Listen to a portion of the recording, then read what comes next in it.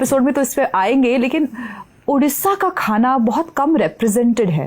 मतलब जिस बहुत अच्छा खाना है, अच्छा खाना होता है। I इस तरह love से उड़िया पंजाब food। के खाने की बात होती है या कश्मीरी खाने की बात होती है या साउथ इंडियन खाने की बात होती है, अलग अलग स्टेट्स के अलग अलग delicacies in the south also, उतना बंगाली खाने की भी बहुत बात होती है, उड़िया खाने की बात बहुत कम होती है।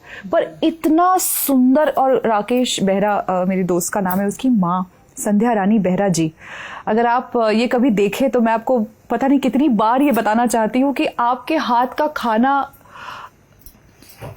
मैं शुरू भी नहीं कर सकती इसके बारे में बात करना। तो उनके घर जब खाना खाने जाना होता तो वो बहुत प्यार से खिलाती थी, ये भी खाकर देखो, वो भी खाकर देखो, इतने स्नेह से, इतने प्यार से कि मैं एक वक्त का खाना स्किप करके उसके घर खाना खाने जाती थी ताकि पेट में जगह रहे। तो अन्याय नहीं हो सकता उस थाली के साथ, उसको खाना ही पड़ता था। और अभी ये जिक्र हुआ है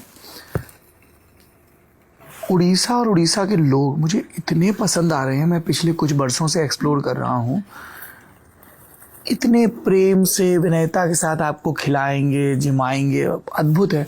हम लोग एक लेक्चर के लिए गए थे भुवनेश्वर, वहाँ कुछ पत्रकार साथी नौजवान मिले, एक खाने की जगह पे चले गए, इतने प्रेम से, अरे शाम को आप आए हैं तो ये भी खा लीजिए, वो भी खा लीजिए, और आप बहुत तसल्ली से ओवर ईटिंग, फिर छेना पोड़ा भी खा लीजिए।